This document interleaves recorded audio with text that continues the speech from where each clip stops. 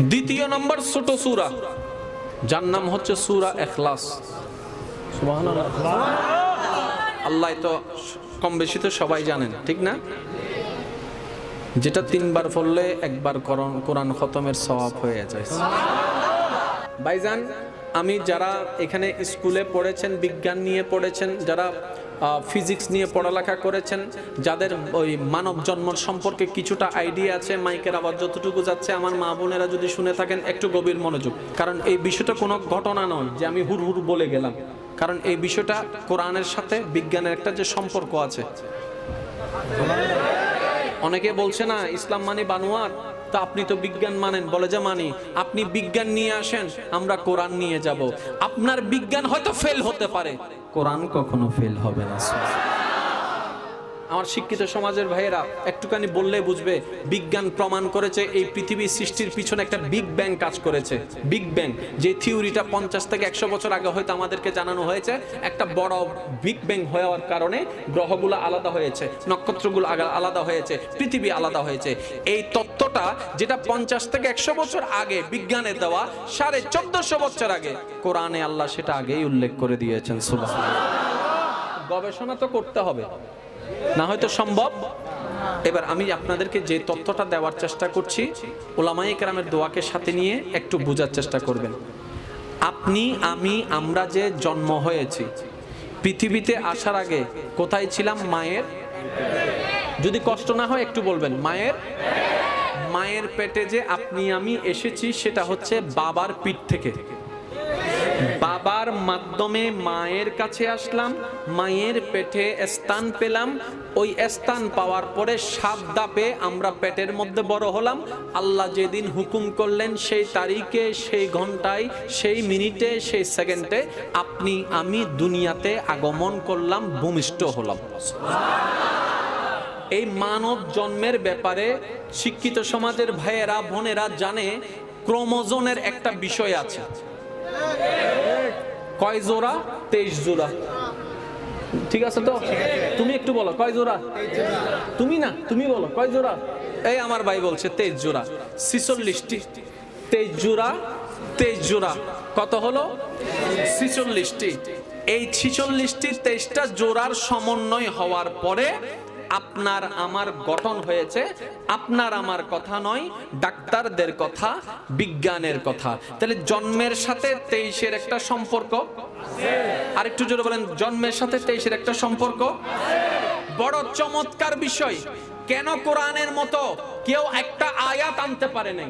কেন কোরআনের মতো একটা ছোট্ট শব্দ আয়াত কেউ আনতে পারে নাই? এই চ্যালেঞ্জটা কেউ কেন গ্রহণ করতে পারে নাই? শিক্ষিত সমাজের ভাইরা অল্প বললে বুঝতে পারবেন। কোরআনুল কারীমে একটি সূরা আছে, 112 নম্বর সূরা, যেটাকে বলা হয় সূরা ইখলাস। কম বেশি সবার মুখস্থ আছে। কুল হুয়াল্লাহু আহাদ, আল্লাহুস সামাদ, লাম ইয়ালিদ ওয়া লাম ইউলাদ ওয়া লাম ইয়াকুল লাহু কুফুয়ান আহাদ। সুবহানাল্লাহ। এই আয়াতটা, এই সূরাটা আল্লাহ নাজিল করেছেন। এখানে মেন বিষয়টা হচ্ছে, মূল কথাটা হচ্ছে, আল্লাহ থেকে কেউ জন্ম নেয়নি, আল্লাহ কারো থেকে জন্ম। তাহলে পুরা সূরার মূল বিষয় শব্দ কি? এই তো মাশাআল্লাহ। হ্যাঁ, আল্লাহ পুরা সূরার মধ্যে কি মেসেজটা দিয়েছেন? জন্ম। মূল কথা কি? জোরে বলেন, মূল কথা কি? মূল কথা কি? আর যেখানেই আসবে জন্ম শব্দ, সেখানে ক্রোমোজোম শব্দটা আসতে হবে। যেখানে জন্ম শব্দ আসবে সেখানে 23 জোড়া ক্রোমোজোম শব্দ আসতে হবে। এবার আজকে আপনি একটু ঘরে গিয়ে, কিংবা আপনার কাছে যদি কোরআনের অ্যাপ থাকে, আমি শুধু খোলার জন্য আপনাকে অনুরোধ করব, কারণ কোরআন যে কত বড় মিরাক্কেল, কোরআন যে কত বড় অলৌকিক বিষয়, আপনি আমি যখন এগুলো উপলব্ধি করতে পারবো, কোরআনের প্রেম আরো বেড়ে যাবে। বলেন না সুবহানাল্লাহ। এই কোরআনুল কারীমে আজকে বাসায় যাওয়ার পরে একটু চেক করে দেখবেন, আল্লাহ কোরআনুল কারীমকে যেভাবে নাজিল করেছেন, কুল হুয়াল্লাহু আহাদ, আল্লাহুস সামাদ, লাম ইয়ালিদ ওয়া লাম ইউলাদ ওয়া লাম ইয়াকুল লাহু কুফুয়ান আহাদ। এই পুরা সূরার মধ্যে আল্লাহ তাআলা শুধুমাত্র একটা জায়গায় জের ব্যবহার করেছেন।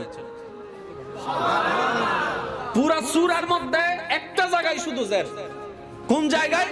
এবার আসেন, কুল হুয়াল্লাহু আহাদ, আল্লাহুস সামাদ, লাম ইয়ালিদ, লাম ইয়ালিদ লাম ইয়া লিদ, একটু খেয়াল করবেন, লাম ইয়া লিদ, লামের নিচে জের, লামের নিচে, পুরো সূরাতে শুধু লামের নিচে জের। আর এমন শব্দের মধ্যে আল্লাহ জেরটা লাগিয়েছেন যেটার নাম ইয়ালিদ, ইয়ালিদ মানে জন্ম। তাহলে পুরা সূরার মূল বিষয় হচ্ছে জন্ম, জন্মের মধ্যে হয় ইয়ালিদ, ইয়ালিদের মধ্যে আল্লাহ লাগাইলেন জের। তার মানে আপনি যদি পুরা সূরাকে এক জায়গায় রাখেন, ইয়ালিদ শব্দকে যদি আপনি ইয়ালিদের জায়গায় আসেন, তাহলে দেখবেন সূরাটা দুই ভাগে ভাগ হয়েছে। সুবহানাল্লাহ।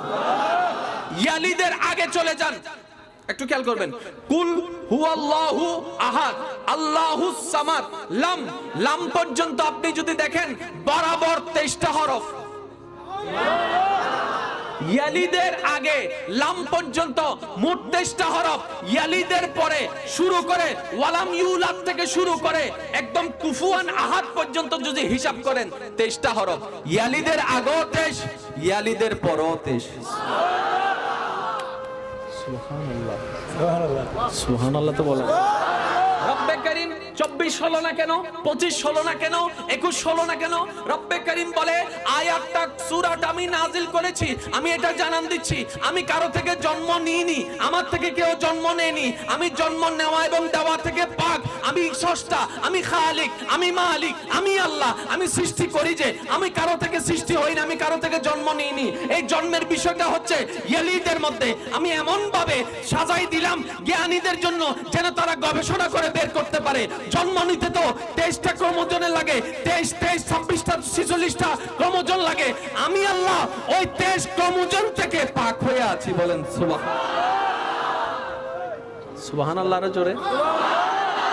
আজকে ঘরে যাওয়ার পরে দেখবেন, হুজুর একটু সামনে আসেন, আপনি যদি একটু বলতেন, না ওদেরকে বলতেন, কুল হুয়াল্লাহু আহাদ আল্লাহুস সামাদ লাম ইয়ালিদ ওয়া লাম ইউলাদ ওয়া লাম ইয়াকুল লাহু কুফুয়ান আহাদ। পুরা সূরার মধ্যে শুধু জের আছে কয়টা? একটা। और जोर से कहो ना यार सुभान अल्लाह। क्यों घबरा रहे हो, कुरान है ना।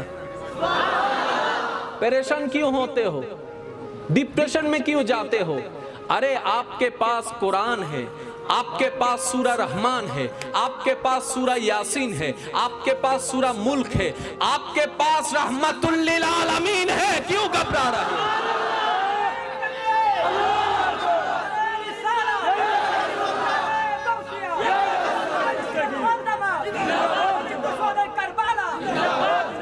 আওয়াজে বলেন সুবহানাল্লাহ। 23টা তো খেলা মিল হয়ে গেল। এবার আপনি যদি ইয়ালিদ থেকে আগে যান, মোট পাবেন 7টা শব্দ। ইয়ালিদ থেকে পরে যান, 7টা শব্দ।